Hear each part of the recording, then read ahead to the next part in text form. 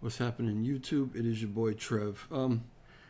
I had a bit of an epiphany a little while ago regarding Juris protocol in pertaining to the space that was held today with with Juris protocol and with representative salesperson from Solid Proof, Chris.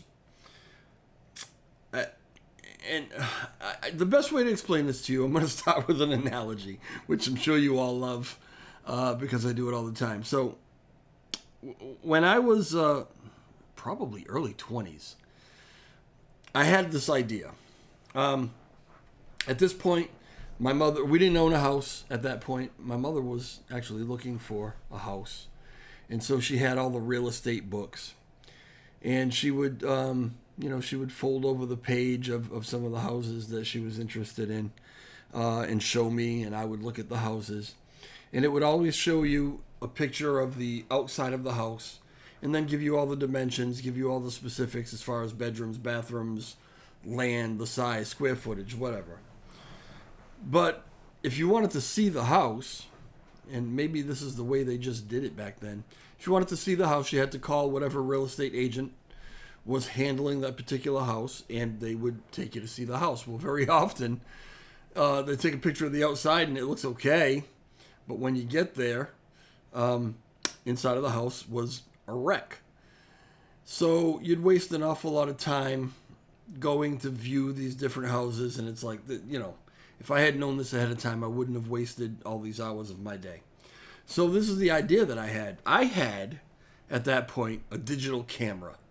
I had just got it not long ago. I thought I was the coolest tech guy around because I had a digital camera and I knew how to upload those pictures to my computer, and then you could see them on the computer. Well, one day we were in the local Century 21 real estate office, and they had computers. They had 3 computer terminals. I mean, these were the old ones, like IBM's with the, the deep monitor kind of thing.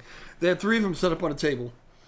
And basically, you could sit down there and kind of scroll through everything that they had, but it really wasn't a lot different than what they had in the book. There were no other pictures. The idea I had, light bulb that went off, was what if I went around, like if I found a real estate agent that would let me do this, and I went around and I took interior pictures of the houses that they were handling, for sale, that they had for sale.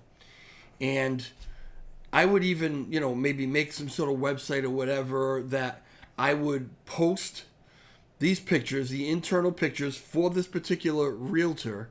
And so now they can point their prospective home buyers to this website where they could actually scroll through and look at the insides of some of these houses. I thought it was a brilliant idea. Obviously, nowadays, that's exactly what you do. You just go online and you can see pictures of everything. But back then, they didn't do that. And I say back then like I'm a million years old, but I mean, honestly, this was over 30 years ago, maybe, right? 25, 30 years ago? I don't know. I thought it was a great idea. So I went back to that local Century 21 office, and I actually spoke with the head of the office. I don't know what you call him. He wasn't a salesperson. He ran the place, right? The salespeople reported to him. And I told him about my idea. And he started brainstorming with me. He's like, well, these pictures, right? And I brought my camera. I showed him some of the pictures. He said, these pictures, you can pretty much just upload them to the computers. How long will it take to upload them? I'm like, well, depends on how many pictures I take. At that time, it took quite a while. Anyway, we talked about it, and he told me how possibly they could be uploaded I could do it for everybody, for the whole office, and they could be uploaded to the terminals right there in the office, right? And, they would have a leg up on everybody else because nobody else was doing this. But he had to talk to his regional whatever. Okay. This was all sounding really good. I was very excited. I thought, I don't even know what I'm going to charge these people. We still have to work all that out. But I just created a whole new business for myself. And then I thought I'm dreaming about how I'm gonna do this for I'll hire people to go do it for other real estate offices or whatever, right? Make a long story short. So it was around this time of year, actually. It was around Halloween. And on my personal telephone, I recorded a message, an outgoing message or whatever, for when I missed calls, people would get this message, and I did it in a spooky voice. It was probably really stupid and silly, but it was a spooky voice for Halloween kind of thing, and it was dumb. But I was a early 20-year-old guy, and a nobody, so who cared, right? Figured it was for my friends. Well, this guy called. I'll never forget this. This guy called my phone. I wasn't able to answer, and he got my message, right? The message that he left me was, he says, for a guy who's trying to create a business, this was an extremely unprofessional message for me to get. And I want to thank you for your time, but I think we're all set. My heart dropped. I had blown it. Absolutely blown. I didn't think about, if I'm doing something, if I'm trying to create something, if I'm trying to create a business, I didn't think about how every aspect of contact with people that I'm trying to, do business with has got to be professional. These were professional people. These were realtors making, thousands and thousands and tens of thousands, hundreds of thousands of dollars. And I'm this little kid. I needed to present a more serious and a more professional version of myself. Otherwise, people didn't want to do business with me. Okay, that was a long story, but you'll understand why. Stick with me through this.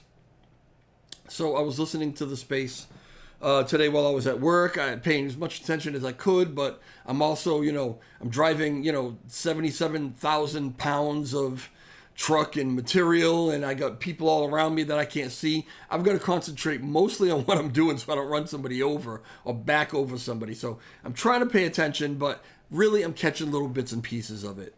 When they called me up at the end of it and said I raised my hand, I don't think I raised my hand. Maybe I did by accident, but I absolutely was not prepared to talk because I wasn't even sure exactly what they had spoken about. I heard some of it, right? But I got on, gave a little spiel, I was out of there. Well, I went back a little while ago and I wanted to re-listen to this space because I knew this was going to be a very important space. I knew it was going to be a big one. I knew there was going to be some alpha dropped. I knew there was going to be a lot of information. So I went back and I listened, and I started getting a certain vibe. The Solid Proof guy, Chris, great guy, asked a lot of really good questions, thought-provoking questions that brought up answers that maybe some of us haven't heard yet, or at least in a way that we haven't heard them. And I started to see kind of something emerging. I've always known that, once we broke out of the meme coin thing and, decided to, get away from the rack off thing, not that we decided to, we kind of were pushed to. But it was a great idea. It worked out fine. And once we did that and said, you know what, this is a really serious project anyway. And we went with a very serious name, Juris Protocol. I've known from the beginning exactly what this development was going to be. I've known how serious it was. It's not a fly-by-night, by any means, project. It is as serious as any other big project that's out there right now that's very successful and making people a lot of money. We're just not there yet. We're building it, but that's how serious it's going to be. But you got to think about, all right, so this is really for Luna Classic. It's for the community. It's also for the Juris community and people who are invested in it. But it's really going to do wonders for Terra Classic. Everyone who hears about this, who knows anything about anything, says, wow, that's phenomenal. What that's going to do is unbelievable. And so I've wondered, why is it that all of Terra Classic, I mean, we've got at this point 1.36 thousand holders. Why don't we have 5,000? Why don't we have, 6,000, 7,000? Why? If it's so serious and it's going to do so much for the... Why isn't it supported more? And as I'm listening to this space, they're talking about things like... Chris is asking questions like, all right, so this has, this is a lot about the end user, about the, retail kind of investor or whatever. But is this going to be relatable to businesses, B2B? Are they going to be able to utilize it? And the answer is absolutely yes, And LL laid out some different ways that bigger businesses might want to, maybe take advantage and use it in certain ways. And, then they're talking about Luna, and they're talking about so many things, and that you really get the feeling of how huge this thing is, how serious it is, how professional it is, how big it's going to be. It's not a play around thing. It's just huge and serious. And I thought back to my incident with the real estate office, and how I didn't necessarily present myself with the most professional. I didn't put my most professional foot forward. I didn't even know that I should do that, but now I know better. And I'm kind of having this epiphany. We've known Frag for a long time. We've known LL for a long time. We've known Danny for a long time. We've known Rocco for a long time. And let me do this so I can actually kind of illustrate what I'm talking about. I'm gonna go, and you gotta bear with me a little bit while I type. But I don't even have to type. Let me pull up. So this is LL's profile, and this is his PFP. He's got Juris all over it, which is awesome. But it's a little cartoon guy with 3D glasses on and a McDonald's hat. Some cute colors in the background. We know and love it. We recognize it immediately. Is it the most professional PFP? Do people who know him and who have known him like this all this time, actually you're over here, right? People who have known him like this all this time, are they having a hard time understanding the seriousness of this project, the legitimacy of this project, and how real and beneficial this is going to be? Because we've known this cartoon character called Lunatic Luna Lover 69. I don't know, right? Where's Frag? And I don't mean this to be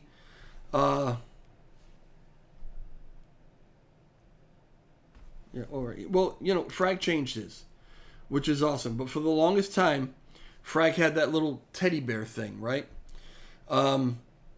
Again, not really all that professional. We know what Danny's looks like. We know what Goku's look like. We know what Rocco's looks like. But if I go to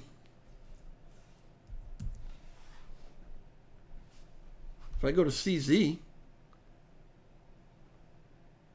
I mean, do you notice a difference? Very, very professional, right? Very professional. What about Elon? These serious guys.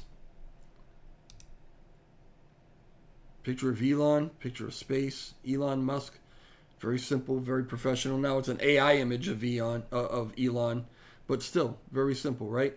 If I went to a lot of these big guys who represent these big companies, they have a relatively simple and somewhat professional looking PFP. They're taken seriously. You have to present yourself professionally and seriously if you want to be taken serious.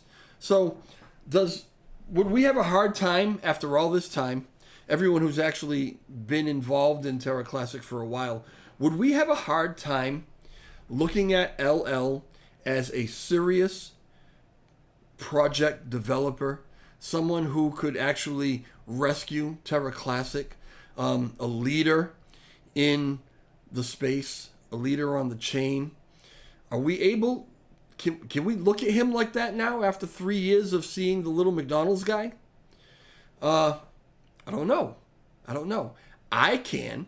I take him very seriously, but then again, I have the benefit of talking to him every day and being amazed by his drive and his intelligence and his dedication to this, you know. I don't have a problem with it at all, but maybe some people do.